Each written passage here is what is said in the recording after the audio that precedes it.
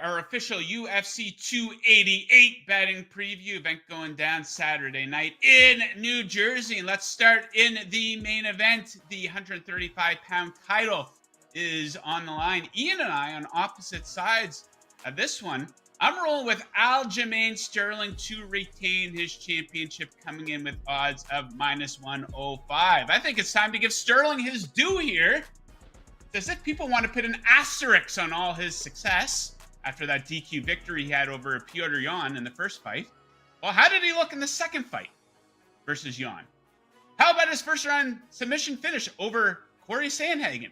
How about absolutely pulverizing TJ Dillashaw? Sure, Dillashaw was injured, but that's not Sterling's problem. He did his job. How about the fact that the guy hasn't lost since 2017, a span of 8 fights? We have a notable size difference between Sterling and Henry Cejudo. 7 inches of reach for Sterling, 3 in height as well. I also think it's fair to assume Sterling will weigh more when they step into the cage. And let's not forget that Cejudo, he made his name in the 125-pound weight class, and he has not fought top competition at 135, not even close. Let's look at his 2 wins at 135. Marlon Moraes. Congratulations. He beat him. Moraes' career fell off a cliff after that fight. He's 1-7 since that Cejudo fight. Is anyone impressed that Cejudo beat Dominic Cruz, who was on a 3.5-year layoff coming into that fight? Come on now. Cejudo, a good fighter, absolutely. But if you ask me, he's a little bit overrated. Sterling, a little bit underrated. I'll take Sterling to retain -105. Right, Ian, you're on the other side here. Break it down. Tell me why I'm wrong. I could not disagree more with you, Joe. I think that's a terrible pick. I think you're losing people money. I think if people are smart and they want to win money on the UFC event this weekend, back Henry Cejudo at -115. Both of these fighters claim that they're wrestlers, but only one has an Olympic gold medal around his neck. You see it right there in the picture. That is Henry Cejudo and Sterling.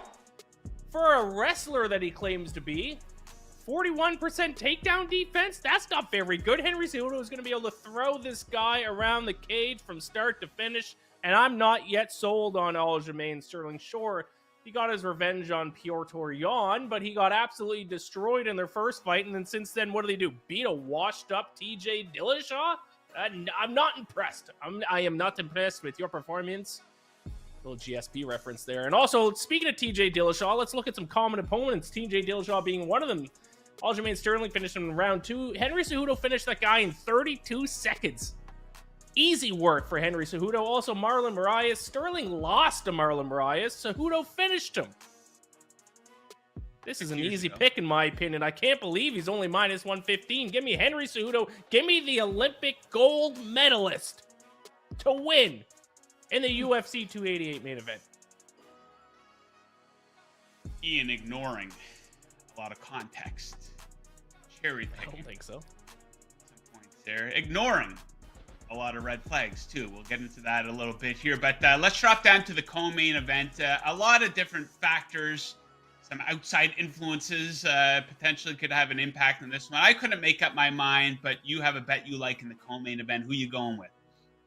Yeah, I'm going to take the underdog in this one. I'll take Belal Muhammad at +105 against Gilbert Burns. I love Gilbert Burns, one of my favorite fighters on the roster. Unfortunately, got to fade him here because I think this is going to be another grappling fight here. And unfortunately, well, fortunately, if you're going to bet on him, Belal Muhammad has the much better takedown defense, 92% takedown defense. Gilbert Burns only 47%.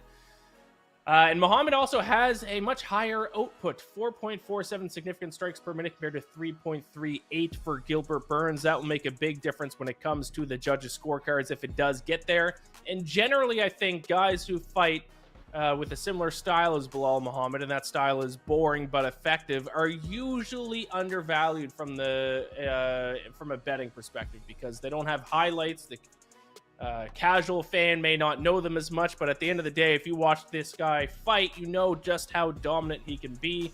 Very good defensively as well, 58% strike defense rate. So I like Belal Muhammad here as a slight underdog against Gilbert Burns in the co-main event. All right, we have an absolute barn burner for my next pick. A fight that's maybe flying under the radar here. Jessica Andrade versus Iain Xiaonan. I'm going to take this fight not to go the distance. You get that at even money. So it's finish or be finish in Andrade fights. That's been the case in 5 of her last 6 fights. 3 knockouts, 2 subs mixed in there. The fight that didn't go to, the fight that did go to a decision, saw an incredible 331 significant strikes landed over the course of just 15 minutes. We have 2 very high volume strikers here.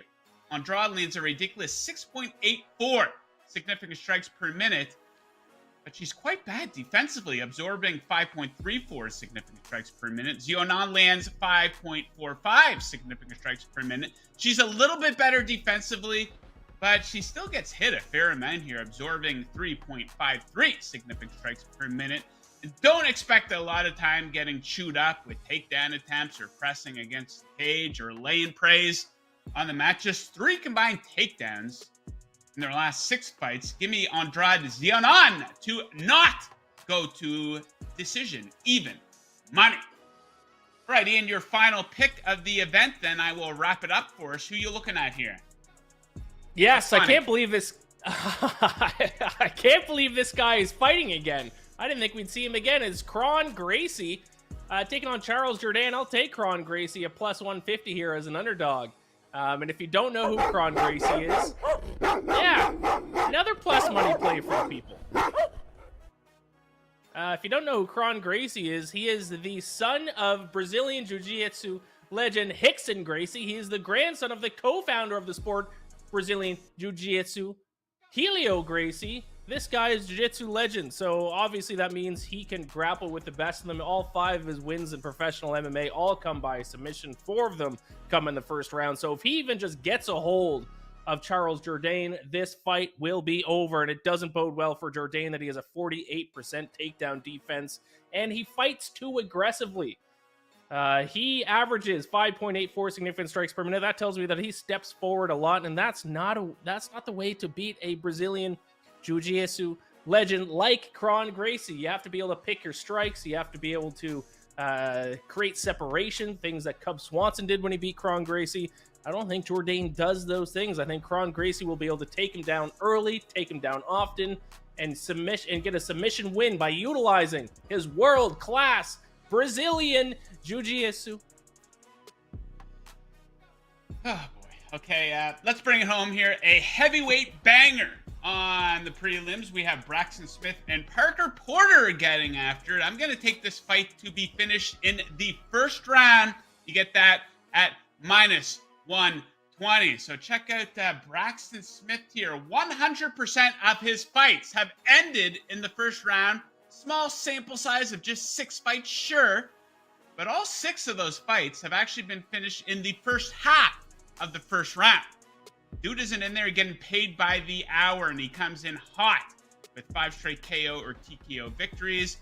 Porter also sees a lot of his fights get finished. 75% finish rate in his fights. He's coming off 2 incredibly ugly performances where he was finished in the first round. He's actually been finished in the first round 3 times in 6 appearances inside the octagon. And look at Porter's stats. This guy is all offense, no defense.